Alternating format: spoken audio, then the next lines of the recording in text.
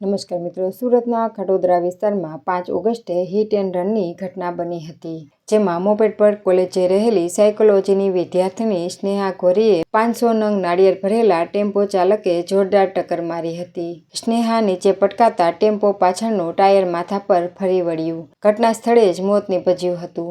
Tempo ચાલક ફરાર થઈ ગયો, જેથી પોલીસે તાત્કાલિક હિટ એન્ડ રનનો ગુનો નોંધી તપાસ શરૂ કરી હતી. ખટોદરા પોલીસની ટીમે આસપાસના 25 સીસીટીવી ફૂટેજ ચકાસ્યા હતા. સીસીટીવી ગતિવિધિઓના આધારે પોલીસે ફરાર થયેલા ટેમ્પો ચાલક રામવિલાસ રાઠોડની ધરપકડ કરી છે. આરોપી ડ્રાઈવર છેલ્લા 10 વર્ષથી ડ્રાઇવિંગનો અનુભવ ધરાવે છે.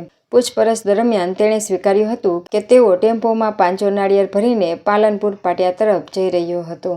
અકસ્માત સર્જાયા બાદ ઘટના સ્થળે ભેગા થયેલા લોકો માર મારશેના ડરથી તે ત્યાંથી ભાગી છૂટ્યો હતો. મૃતક સ્નેહા ગોરી સાયકોલોજી વિષયમાં માસ્ટર ડિગ્રી માટે ભણી રહી હતી.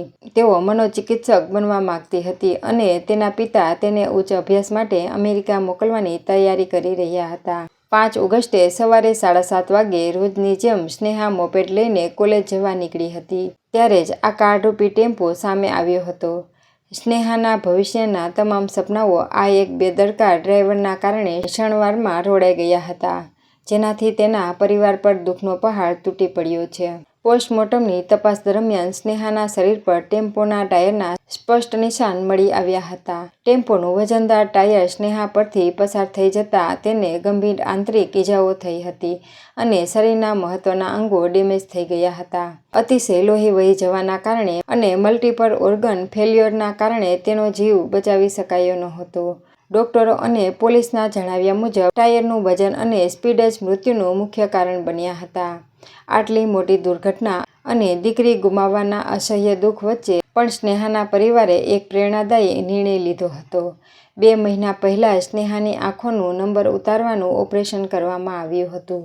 દીકરીના અચાનક અવસાન બાદ પરિવારે તેની યાદોને અમર રાખવા અને અન્ય કોઈના જીવનમાં અંજવાળું પથરાય તે હેતુથી સ્નેહાના ચક્ષુઓનું દાન કર્યું હતું. ખટોદરા પોલીસે હાલ આરોપી ડ્રાઈવર સામે કાયદેસરની કાર્યવાહી હાથ ધરીને વધુ તપાસ આગળ ધપાવી છે.